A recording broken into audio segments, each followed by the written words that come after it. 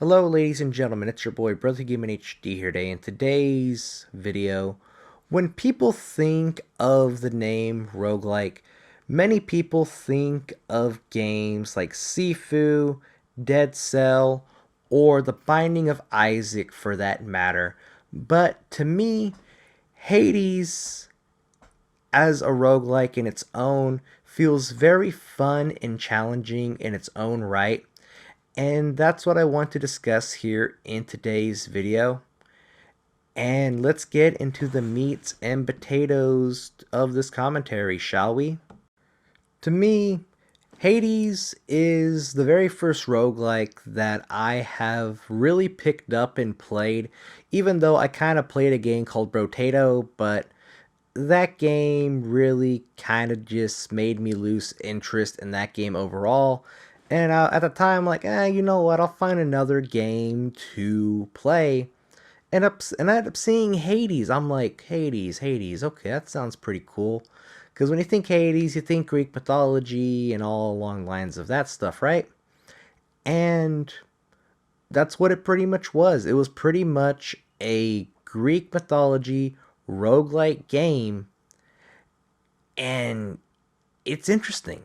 It sparked my interest, and I have put this game down in the past to go explore other games outside of this genre, but it's a good game to come back to. It's a good game to just sit down and play and enjoy after a long day of work or school, just in general. And the game itself just feels like a casual experience, which many indie games do tend to do nowadays compared to the AAA studios of today. And that is something that I enjoy about Hades. I don't know if it's the combat, I don't know if it's just the fact that if I die, I have to start all over again, which for many is a turn-off factor because of the fact that if you die, you guys have to run all over again regardless. So you kind of screw yourself over right there. And for many, that will turn people away. But for me, it's fun. It's challenging. I like to see how far I can get on a run before I literally have to freaking die. And I mostly die to lava. Yeah, I mostly die to lava in this game or some random BS, but that's video games for you, right? You always die to some random BS that you shouldn't have died to, but you just freaking died to it anyways. And to me, it's just very interesting to see the main character just interact with the different gods of Greek mythology like Zeus, Hades, Aphrodite, for instance. And just their interactions just feel very unique in their own way, to where they're just trying to help Zagreus, if I'm pronouncing that right, to escape the underworld in the grasp of Hades so he can basically go live life on Mount Olympus with his aunts and uncles, technically, because Zeus is technically his father. I'm not going to say daddy, too late, I made it weird, but you get the point.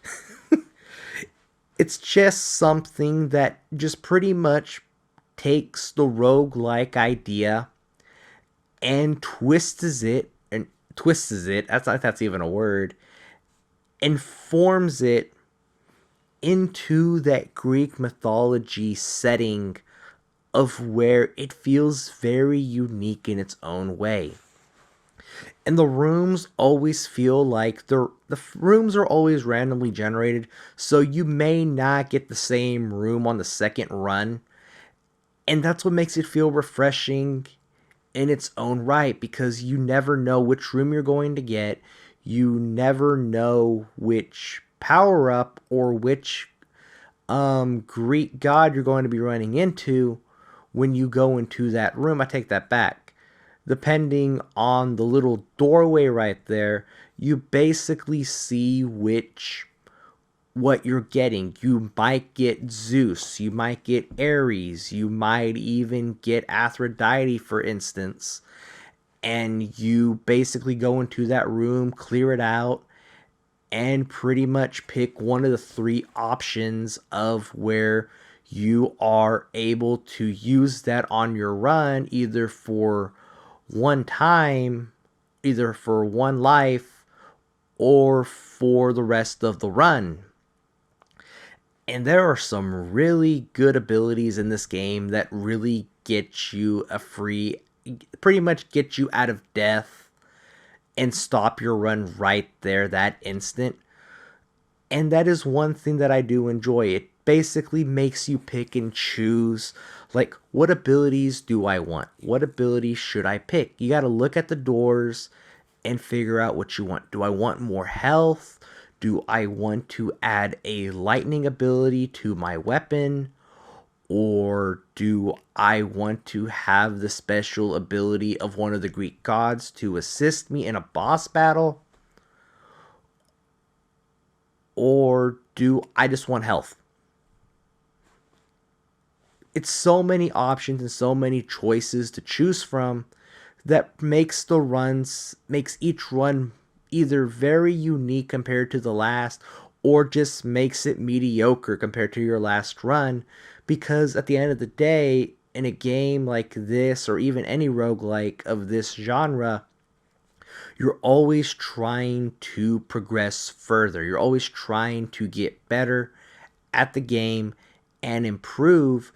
By maybe one day, you'll be able to beat the game in one run and not die. And that's the fun part.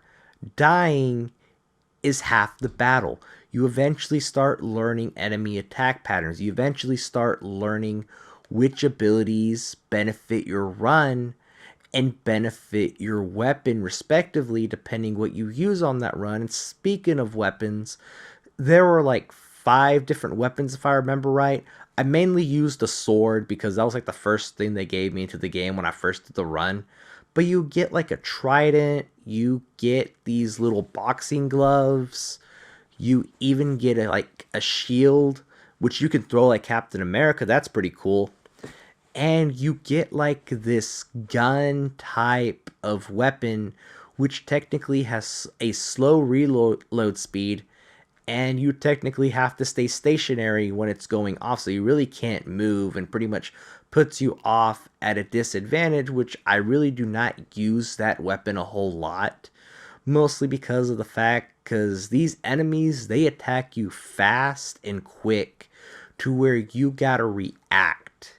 You just can't basically sit there and mow them down, and when you're out of ammo, you get to like literally freaking reload. I'm like, I'm either better off with the sword or the trident. And I really don't use the boxing gloves. I call them boxing gloves, but I really don't use them because I really got to get up close to the enemy. And that is one thing I do not enjoy, especially when it literally hits you for like 6 HP, which is technically a lot for a roguelike game. But it's the challenge that brings me back and keeps on playing. It's a challenge. It always makes you think, can I do better than my last run? Am I going to do worse than my last run? You always have these questions in the back of your head, and that's one thing that I enjoy. And it's like I said a minute ago, it's a learning process. You basically have to learn this game, and the more you learn, the better you get, right? Like, you just can't pretty much pick up a bicycle. It's like, oh, I know how to ride a bicycle. Or picking up a guitar and like, oh, I could play Stairway to Heaven on a guitar. No. It takes time. It takes practice. It takes a whole lot of effort to actually get good at something. And Hades literally pushes that, what's the word, mindset in improving at the game. Because one day you might even make it to the final boss and you're like, yes, I finally made it. I can finally beat the game. But you randomly die to some random bullshit. But hey, that's the risk you gotta take, right? You gotta learn to get better. And the game really does not, what's the word I'm looking for? Hold your hand. You really kind of gotta learn, what works in a run, what doesn't work in a run. and which abilities fit your playstyle. And you may not get those perks or abilities on that run, but you might get them on another run. It pretty much makes you have to adapt on the fly to where you have to choose those types of things and make you decide on what do you want on your run, but you may not get it that run. So you pretty much have to adapt on the fly and readjust your play style and see the options that the game gives you. And the bosses themselves, they feel very unique in their own way. Like the Furies, they're kind of like hit or miss, give or take. But for the last one that you saw earlier in the gameplay, I like that. I like that one better because of the fact that the room changes like on the third phase, which pretty much forces you to fight in a close quarter combat situation, which pretty much forces you to either adapt or die. One of those two options. And that is something that I enjoy about that boss fight. And even with the boss fight of this area that you're seeing in the gameplay right now, this boss pretty much gives me more trouble than anything else, mostly because of the fact that it pretty much summons more skeleton heads to come at me. At the same time, they're shooting like these little freaking energy beams. I'm trying to dodge the main one. I'm trying to dodge his buddies over here. I'm like, I can't even attack the main guy until I freaking knock out the other guys to pretty much to advance on the main one. And that's something that makes it very chaotic. And that boss fight so far for me has been a challenge, but I like it. I like the challenge because eventually I will basically get better at the game. Basically get better at that boss fight over time. And eventually one day I will make it back to Elysium. Maybe I'll make it back to Elysium one day. So I can encounter the bosses of that area and progress. But if I die, I got to start back from square one again, which is so aggravating.